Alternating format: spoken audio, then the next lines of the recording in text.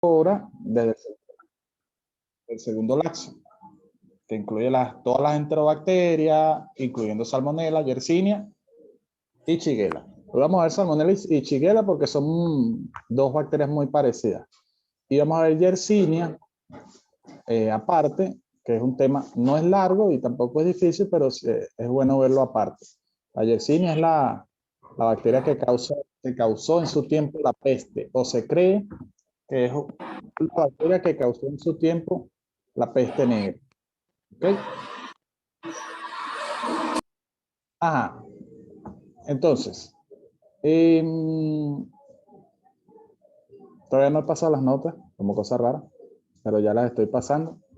Entonces, cuando las tenga, creo que esta semana sí las voy a poder tener.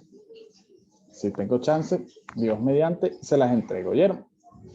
En caso de que el recuperativo y la prueba queden la misma semana, se aplaza la prueba a la siguiente semana y hacemos primero el recuperativo. ¿Oyeron? Ajá. Entonces vamos a ver. ¿Qué es esto? ¿Qué le pasó a esto? A ver.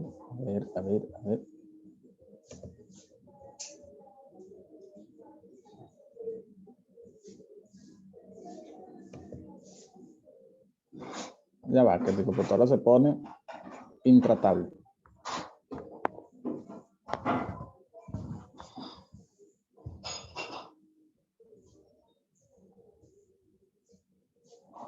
No, denme un segundo.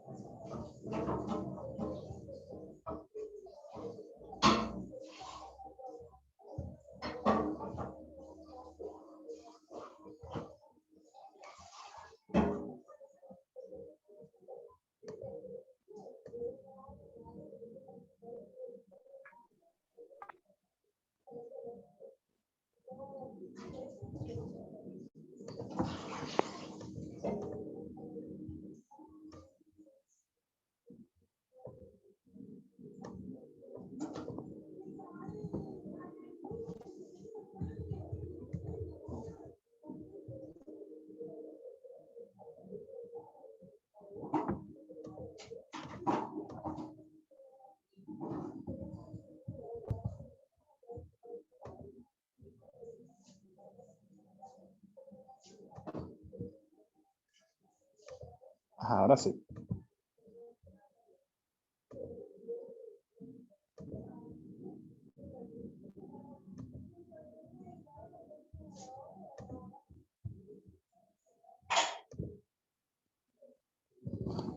Entonces, vamos a ver Salmonella primero, ¿verdad? Primero Salmonella y después Shigella. ¿Qué podemos decir de la Salmonella? La Salmonella es una enterobacteria, como todas las que hemos visto, pero una gran diferencia con respecto a las demás enterobacterias es que la Salmonella es una enterobacteria patógena. ¿Ok? Es una enterobacteria porque se ubica principalmente en la vía digestiva, pero no pertenece a la flora bacteriana normal del intestino. ¿Ok? Pregunta de examen. Ojo, las bacterias que no pertenecen a la flora del tubo digestivo normal son Salmonella, Shigella y Yersinia. ¿Ok? Entonces, esta es una enterobacteria patógena, igual que la otra que vamos a ver el día de hoy, que es la Shigella. ¿Ok? La Salmonella, como toda enterobacteria, es fermentadora de carbohidratos, fermentadora de glucosa. ¿Ok? Y igual que las demás enterobacterias, es oxidasa negativo. Y además, la Salmonella vamos a decir que es lactosa negativa. ¿Ok? Es móvil, es una bacteria móvil, tiene flagelos perítricos y tiene la característica de producir ácido sulfídrico. El ácido sulfídrico es un método que utilizan en el laboratorio para identificar las colonias de enterobacterias. ¿Por qué? Porque el ácido sulfídrico, con los medios de tinción, hace que las colonias se pinten de negro, como se ven aquí en la imagen. ¿Ok? Entonces vamos a encontrar, en el caso de la Salmonella, bacterias colonias de color negro. ¿Ok? Esto es típico de la salmonela. Y repito, en los laboratorios se utiliza mucho este método, o sea, utilizan una tinción y esa tinción interacciona con el ácido sulfhídrico y hace que las colonias se pinten de negro. ¿Ok? Esto es muy característico de la salmonela. La salmonela puede colonizar humanos, animales e incluso plantas, ¿ok? O sea, que no es una bacteria exclusiva de humanos, ¿sí? Y tiene más de 2.600 variantes. La salmonela es una de las bacterias con más variantes que hay entre todas las bacterias actualmente conocidas, ¿ok? Eso es otra cosa importante porque podemos encontrar muchísimas especies de salmonela. Y en el libro, de repente se van a encontrar con 750 tipos de salmonela, ¿verdad? Pero no vamos a hablar de todas esas salmonelas, ¿ok? La salmonela en general se va a clasificar en dos especies, que son la salmonela entérica, que tiene más de 2.600 serotipos, y la salmonela bongori, que tiene alrededor de 20 serotipos. La salmonella bongori no es patógena para humanos. ¿Por qué? Porque se encuentra en animales de sangre fría. Nosotros somos animales de sangre caliente, por lo tanto, esta bacteria no nos va a afectar a nosotros, ¿ok? Entonces ya vamos sacando a la salmonella bongori. La que nos afecta a nosotros es la salmonella entérica, que tiene más de 2.600 serotipos, pero ya van a ver cuáles son las que más estudiamos nosotros. Fíjense, las salmonelas entéricas se clasifican, tienen su clasificación según su género, especie y su especie bacteriana. Todas las salmonelas, ya dijimos que las salmonelas patógenas para el individuo son la salmonela entérica o es la salmonela entérica. ¿Ok? Y de esas salmonelas entéricas existen o desglosan subespecies, ¿ok? Entre las cuales tenemos la entérica, la salamae, arizonae, diarizonae, indica y la outenae. Pero la que más significancia clínica tiene es la salmonela entérica, subespecie entérica, ¿ok? La cual va a tener más de 2.600 serotipos, ¿ok? Y el 99% de estas salmonelas las encontramos siempre en infecciones en los humanos, ¿ok? De todo ese montón de salmonelas entéricas, ¿verdad? De todo ese montón de salmonelas, las más importantes van a ser estas cuatro. Y las que ustedes tienen que conocer son estas cuatro. Salmonella typhimurium, Salmonella enteritidis, Salmonella paratyphi y Salmonella typhi. De todas, las más mortales son la paratyphi y la typhi, las cuales producen, la Salmonella typhi produce la fiebre tifoidea y la paratyphi produce la fiebre paratifoidea. Ojo, no confundan Salmonella typhimurium con Salmonella typhi, porque muchas veces se dice, no, la Salmonella typhi o typhimurium. No, la Salmonella typhimurium es la que produce la salmonelosis y la Salmonella typhi produce la fiebre tifoidea. Ojo que la fiebre tifoidea se ve mucho en pediatría y se pregunta mucho en pediatría. Esto es una enfermedad común en niños, ¿ok? Sobre todo aquí en este país, por las malas tratas de agua negra. Fíjense que por todos lados hay una cloaca abierta, ¿verdad? Y eso no se repara. Entonces eso es favorecido, eso favorece que actualmente haya muchos casos, sobre todo en niños, de fiebre tifoidea, ¿ok? Entonces la salmonela entérica afecta principalmente a animales de sangre caliente, por eso es que nos afecta tanto a los humanos. Tiene más de 2.600 serotipos, pero repito, los más importantes son estos cuatro. Typhimurium, enteritidis, paratyphi y typhi. ¿Ok? Muy bien. Una cosita cuando se escribe las bacterias, esto de repente no le van a tener importancia a ustedes cuando en la parte clínica, pero si ustedes en algún momento quieren hacer un trabajo de investigación, las bacterias se escriben siempre. El género, la especie y la subespecie se escribe en cursiva, ¿ok? Y el género, la primera letra del nombre del género de la bacteria se escribe con mayúsculos. Esto no se los voy a preguntar, pero es para que tengan la idea. La primera letra del género, del nombre del género de la bacteria, se escribe en mayúscula. Y el género, la especie y la subespecie se escriben siempre en cursiva. ¿Ok? Mientras que el serotipo se escribe la primera letra con mayúscula y no en cursiva. ¿Ok? Fíjense, aquí están los dos ejemplos. Fíjense. Aquí en el primer ejemplo está escrito Salmonella, el género, en cursiva y en mayúscula, está bien, pero se escribe el serotipo con la primera letra en minúscula y en cursiva, está malo. ¿Ok?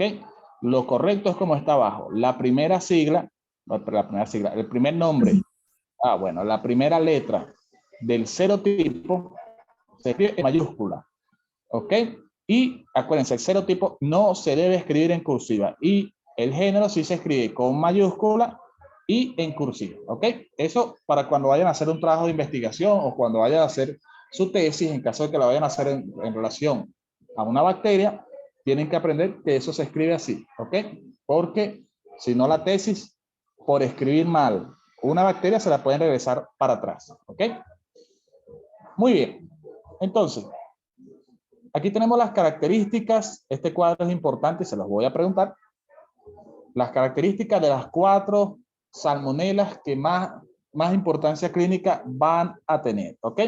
Fíjense, las dos primeras, la tifimurium y la enteriditis, producen salmonelosis. ¿Ok? Que es un tipo de gastroenteritis que es muy parecida a la gastroenteritis producida por Campylobacter jejuni. ¿Ok? Y tienden a confundirse. La verdad es difícil diferenciarla una con la otra. ¿Ok? Afectan la tifimurium y la enteritidis, afectan principalmente a animales y humanos, o sea que es una enfermedad zoonótica, ¿ok? Y sus medios de transmisión van a ser, en el caso de la tifimurium, sus medios de transmisión son alimentos y aguas contaminadas con heces, bien sea de humanos o de animales. ¿Ven por qué les hago referencia a la mala trata de las aguas negras? ¿Ok? Hoy en día en todo el país vemos cloacas abiertas, quizá en Caracas no, pero en los demás estados del país vemos cloacas abiertas, sitios con cloacas colapsadas, ¿ok? Y eso favorece muchísimo la contaminación de alimentos y agua que nosotros consumimos, ¿ok? Y eso favorece la aparición de infecciones por Salmonella typhimurium y Salmonella enteritidis, ¿ok? Que producen, repito, gastroenteritis, que la vamos a conocer por salmonelosis. Como toda gastroenteritis, igual que la gastroenteritis por Campylobacter, es una enfermedad autolimitada, ¿ok? Y que se limita solamente a afectar la mucosa intestinal, cosa que no pasa si el paciente está inmunosuprimido. Recuerden, si el paciente está inmunosuprimido, no es capaz de eliminar o de detener a la infección por la salmonela y ahí sí la cosa se puede complicar. ¿Ok? Del resto, paciente inmunocompetente no tiene complicaciones por una salmonelosis, cosa que no ocurre con la enfermedad paratifoidea y la fiebre tifoidea, que son producidas por la salmonella paratifi y la salmonella typhi. Estas dos enfermedades son exclusivas de humanos, ¿ok? O sea que la salmonella paratifi y la salmonella typhi no se transmiten por las heces de animales, se transmiten por las heces de humanos, ¿ok? Y estas salmonelas igualito se van a transmitir por la contaminación de alimentos y aguas, ¿ok? Con heces de humanos. Recuerden, pregunta de examen. La paratifi y la tifi es una enfermedad exclusiva del humano. Por lo tanto, se van a transmitir por las heces de humanos, ¿ok? Su reservorio y su... Uy, se me fue la palabra. Bueno, su reservorio y el que presenta la enfermedad siempre va a ser el humano, ¿ok? En la tifimurium enteritidis es distinto porque el reservorio puede ser el animal, ¿ok? Muy bien. Entonces, la salmonella typhi produce la fiebre tifoidea, que ya vamos a ver cuáles son los síntomas de la fiebre tifoidea. Y la paratifi es una enfermedad parecida a la fiebre tifoidea, pero esta es benigna. ¿Qué quiere decir? Que la fiebre tifoidea es una enfermedad que puede ser mortal y la fiebre paratifoidea, en la mayoría de los casos, no es mortal. Es una enfermedad sistémica, ¿verdad? Parecida a la fiebre tifoidea, pero no es mortal. ¿Ok? Esa es la diferencia entre la entre la fiebre paratifoidea y la fiebre tifoidea. Una es mortal, que es la tifoidea, y una es benigna, que es la fiebre paratifoidea. ¿Ok? Ajá. Entonces, de acuerdo a esto, las salmonelas las vamos a clasificar en salmonelas no tifis o no tifoidicas, o no tifoidicas. Bueno, me fue la palabra. Salmonelas no tifis o no tifoidicas, yo las prefiero llamar no tifis, listo. Y las salmonelas tifis, ¿ok? Salmonelas no tifis y salmonelas tifis. Las salmonelas no tifis son las que no producen fiebre tifoidea. Y las tifis son las que producen fiebre tifoidea o fiebre paratifoidea. Las salmonelas tifis son obviamente la tifimurium y la enteritidis, ¿ok? Y acuérdense que producen la salmonelosis, es una enfermedad autolimitada. Y las salmonelas tifis son las que van a producir la fiebre tifoidea o la fiebre paratifoidea, que también se conoce como fiebre entérica. Y acuérdense que afecta a humanos y es una enfermedad sistémica. ¿Esto se los voy a preguntar? Sí, la verdad, sí. Ok, ¿cómo es el mecanismo de virulencia de la salmonela tifi? Vamos a hablar principalmente de la salmonela tifi, aunque la tifimurium y la enteritidis tienen un mecanismo de virulencia parecido. Lo único que la salmonella tifi tiene mecanismos de defensa para lograr invadir la vía sistémica. ¿Ok? Ok. Los mecanismos de virulencia de las salmonelas son, obviamente, los flagelos, porque van a otorgarle la capacidad de moverse a la bacteria. Los pilis, acuérdense que las enterobacterias cuentan con pilis, que son especies de prolongaciones que van a permitirle a la bacteria adherirse a la mucosa del intestino, ¿verdad? Tienen su cápsula, ¿ok? Que en el caso de la salmonella tifi, ustedes saben cuando vimos enterobacterias, la cápsula era conocida también como el antígeno K o antígeno capsular, ¿ok? Que era un elemento antifagocítico de la bacteria. En este caso sigue siendo un elemento antifagocítico, pero no lo vamos a llamar antígeno K en el caso de Salmonella tifi, sino que se va a llamar antígeno B, B pequeña I, antígeno B, ¿ok? Así se llama el antígeno de la cápsula de la Salmonella tifi. Pregunta de examen, ¿cómo se llama el antígeno exclusivo de la Salmonella tifi? Antígeno B, ¿ok? Y la patogenicidad de esta bacteria es ejercida principalmente a través de las islas de patogenicidad o IP.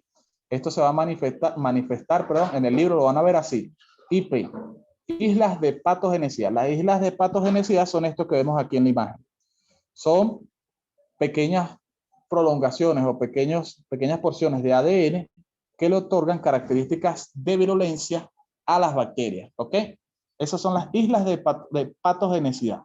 Son múltiples genes, ¿ok? Y esos genes codifican para diversos factores de virulencia de la bacteria, ¿ok?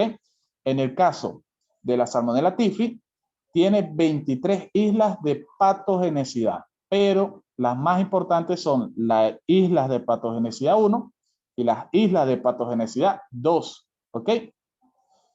Estos genes van a codificar, repito, para los mecanismos de virulencia, los factores de virulencia que le van a facilitar, a la bacteria invadir los enterocitos, lesionarlos y en el caso de la Salmonella tifi y la paratifi son los mecanismos que les van a ayudar a la bacteria a llegar a la vía sistémica, ¿ok? Entonces, la isla de patogenicidad 1 utiliza un sistema de secreción tipo 3, ¿ok? Van a buscar qué significa sistema de secreción tipo 3, que tiene relación con lo que son los inyectosomas, ¿ok? Ustedes se acuerdan que yo cuando hablé de Escherichia coli, hablé de una bacteria que usaba también un inyectosoma, ¿verdad? Un sistema de secreción tipo 3. ¿Cuál era esa bacteria?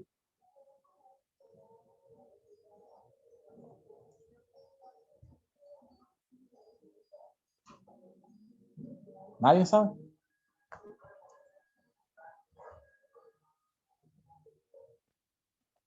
¿No?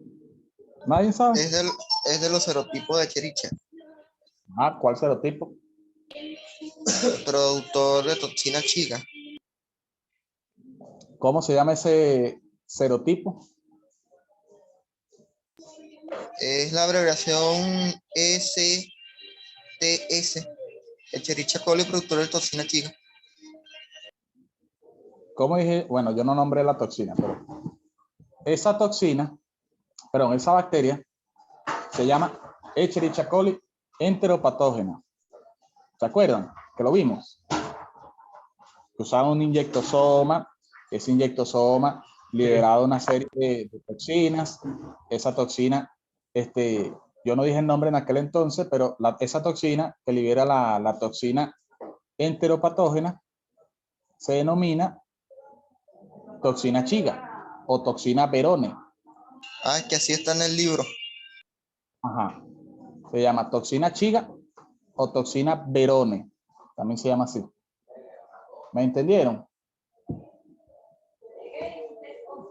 Sí. Ok. El mecanismo de esa Escherichia coli enteropatógena y la Salmonella typhi es muy parecido. ¿Por qué? Utiliza un sistema de secreción tipo 3. Lo van a buscar. Que consiste en el uso de un inyectosoma.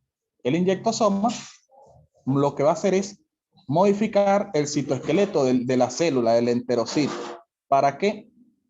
Para que el enterocito, una vez que modifique su citoesqueleto, le permita a la bacteria invadir el citoplasma de la bacteria. ¿Ok? Cuando invade el citoplasma de la bacteria, produce una alteración de los canales iónicos del enterocito, que es lo que vimos cuando vimos Escherichia coli enterotoxigénica, ¿ok? Que acuérdense que aparecía guanosil monofosfato y ADP, adenosín difosfato, ¿ok? Que favorecía la secreción de sustancias como cloro y como agua desde el enterocito hacia la luz intestinal. Y eso favorecía la aparición de una diarrea secretora. Ese es el mecanismo por el cual la salmonela typhi, typhi murium, paratyphi y enteritidis producen diarrea, ¿ok? Hasta aquí actúan de la misma forma. ¿Qué es lo que ocurre? En el caso de la salmonela typhi y typhi murium, cuentan con otra isla de patogenicidad que es la IP2, ¿verdad? Que contiene un sistema de secreción tipo 3. ¿Qué le va a permitir ese sistema de secreción tipo 3? O mejor dicho, ¿qué le va a permitir esa IP2 a la salmonela? Les va a permitir a la bacteria permanecer en el espacio intracelular, ¿ok? ¿Cómo lo va a hacer? Va a proteger a la bacteria frente a especies reactivas de oxígeno que puede liberar el enterocito. Evita que los lisosomas que se producen en el retículo, en el aparato de Golgi de la célula, lesionen o destruyan a la bacteria, ¿ok? Y a su vez le va a permitir a la salmonela escaparse de un fagosoma, ¿ok? Entonces, la salmonela tiene todos estos mecanismos para liberarse de los mecanismos de defensa del enterocito, y al final la salmonela lo que va a hacer, en pocas palabras, esto es más profundo, pero para que se entienda, cuando la salmonela es envuelta por un fagosoma, que es un elemento o una vesícula que se forma dentro del citoplasma de las células para tratar de eliminar a la bacteria usando los lisosomas, como la bacteria inhibe todo esto, se replica y sale del enterocito. Una vez que está fuera del enterocito, ¿qué va a hacer la salmonela? Invadir más enterocitos, ¿ok? Puede suceder que la salmonela cuando llegue, cuando salga del enterocito, sea reconocido por los macrófagos, ¿ok? Por las células dendríticas que tenemos a nivel de la mucosa intestinal. Esos macrófagos, ¿qué van a hacer? Fagocitan a la bacteria, o la envuelven, mejor dicho, y la llevan al sistema retículo endotelial, al vaso y a los ganglios linfáticos. ¿Qué ocurre? Como la salmonela, typhi, typhi murium, tienen este sistema de secreción, esta IP2, van a inhibir la destrucción mediada por el sistema inmunológico a nivel del vaso y a nivel de los ganglios linfáticos. Entonces, ¿qué hace la bacteria? Como logra resistir a todos estos mecanismos de defensa del organismo, sale a la circulación y produce una infección de tipo sistémica, ¿ok? Que se conoce como fiebre paratifoidea, o la más maligna y la que más temor produce, que es la fiebre tifoidea, ¿ok? Y acuérdense que la salmonela, por ser una enterobacteria, tiene una endotoxina que es su lipopolisacárido, Ese lipopolisacárido O le otorga resistencia al ácido gástrico a la salmonela. Y también ese lipopolisacárido O es el que puede producir una respuesta inflamatoria sistémica que puede llevar al paciente a una sepsis y posterior a la sepsis a un shock séptico y a la muerte del paciente. ¿Ok? ¿Me entendieron?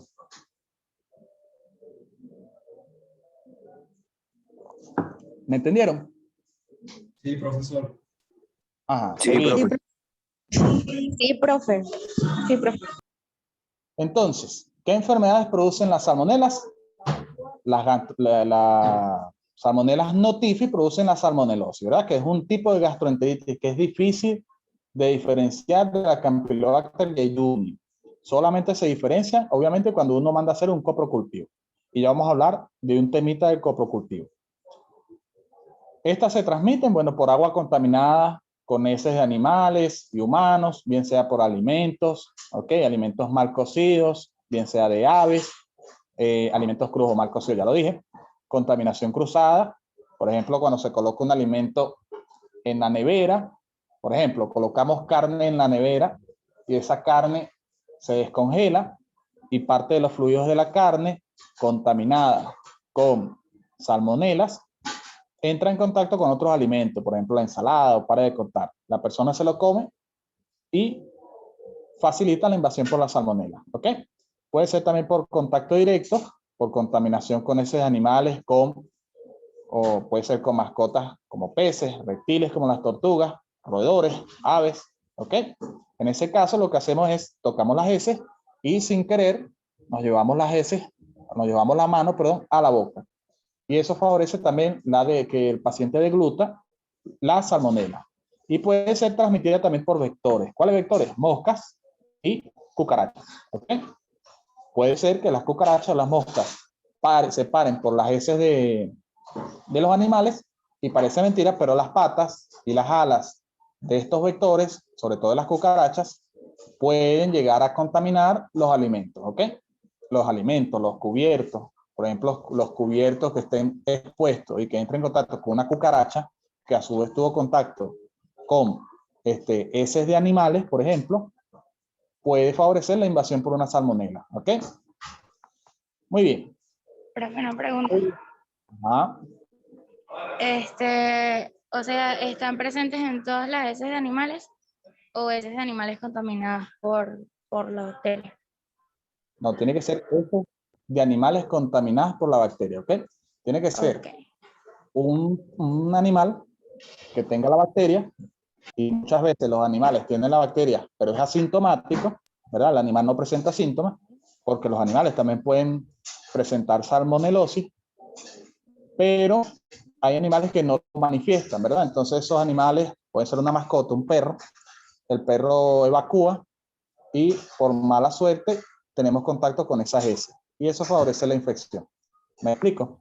Ok, gracias. Ajá. La salmonelosis es una enfermedad que es más común en menores de 5 años. No quiere decir que no aparezca en adultos, pero de todos es más frecuente en los menores de 5 años. ¿Por qué? ¿Por qué creen ustedes? A ver. Porque su sistema inmune no está tan desarrollado. Es una razón y hay otra. Hay otra muy cotidiana. Que las niñas se meten toda la boca. Exactamente. Por eso es más frecuente en menores de 5 años. Los niños no van a estar pendientes de lavarse la mano. Los niños juegan con tierra y el descuido del adulto ya se está metiendo la mano a la boca. ¿Ve? Entonces eso puede favorecer la invasión por salmonela más frecuente en niños que en adultos. ¿Ok? Ajá. Su periodo de incubación es de 24 a 48 horas. Periodo de incubación, yo nunca pregunto periodo de incubación porque uno nunca se adelanta al periodo de incubación. Nunca va a pensar uno que un niño, por ejemplo, tiene una salmonelosis antes de que lo presente. Es muy difícil. A menos que el paciente obviamente tenga contacto, que uno vea que tenga contacto con las heces de un animal, por ejemplo. Pero del resto es muy difícil adelantarse al periodo de incubación. Pero bueno, en pediatría se pregunta. Entonces, la diarrea, en el caso de la salmonelosis, por lo general es una diarrea con moco y sangre. Volvemos al mismo tema. Paciente con diarrea con moco y sangre, hay que hacerle primero un examen de ese y un coprocultivo. Ya vamos a hablar de eso. ¿Ok? Porque todos los médicos actualmente lo he visto mucho aquí en la villa, pacientes que tienen un síndrome disentérico, que es evacuaciones con sangre y moco, apenas lo ven, no vamos a mandarle metronidazol porque esto es una amibiasis. No. Una pregunta. Cuando usted se refiere a diarrea, usted habla, o sea, anteriormente ya nos había dicho que la diarrea era considerada cuando habían evacuaciones líquidas mayor a 5 días. En ese periodo, las evacuaciones, todas tienen que ser referentes a, o tienen que contener moco y sangre, o algunas. No. Para que sea una disentería, tiene a juro que haber, tiene que estar presente a juro en las heces del paciente, sangre y moco. ¿Ok?